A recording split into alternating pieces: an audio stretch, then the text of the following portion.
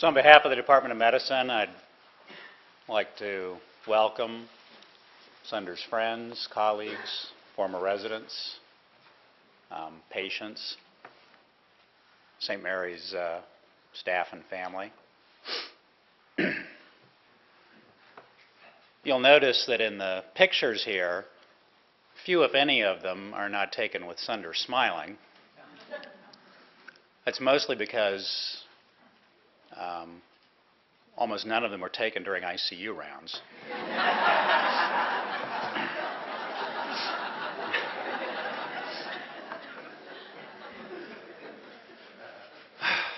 Along those same lines, it's clear that although I would like to offer some quotes from Sunder, because of the mixed company present, I'm not really going to be able to do that.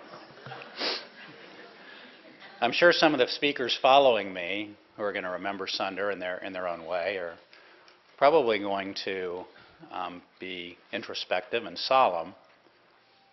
But all of you who knew Sunder knew that he was an individual who celebrated life. I fully expect any moment now for him to be walking through the door and that this is some kind of big hoax. I'm sure most of you probably feel the same way, but apparently not. And Sunder would want us all to be here to celebrate his life, his accomplishments, and his impact upon all of us.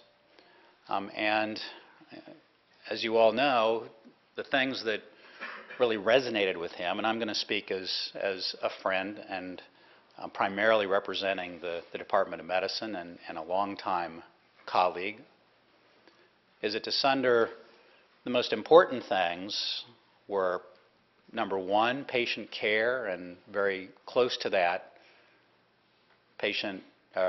resident education. He was first, foremost a caregiver, but at the same time, you couldn't separate out his dedication to education from his dedication to patient care, and we all know that.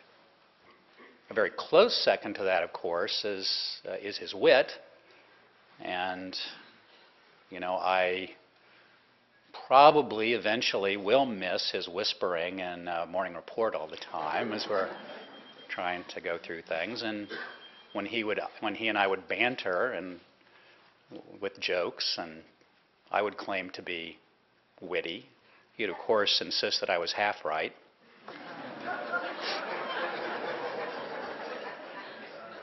Those of you who didn't laugh, that would make me a half-wit.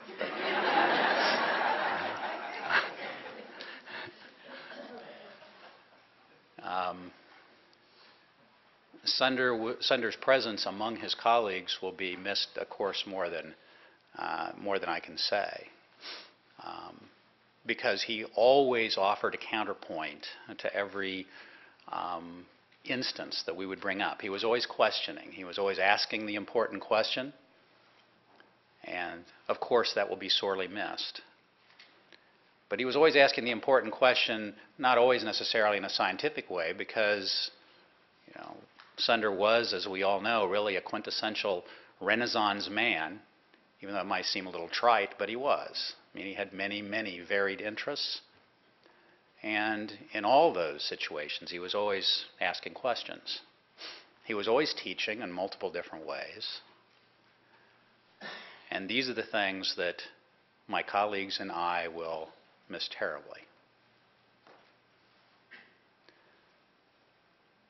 What I'd like to do now is go ahead and turn over the rest of the program to other individuals who are going to speak first on behalf of the medical staff at large, then on behalf of former residents that Sunder had taught over the years, and then finally someone who is going to speak on behalf of the current resident staff. Is it Dennis who's next? Or? Yeah, Dennis.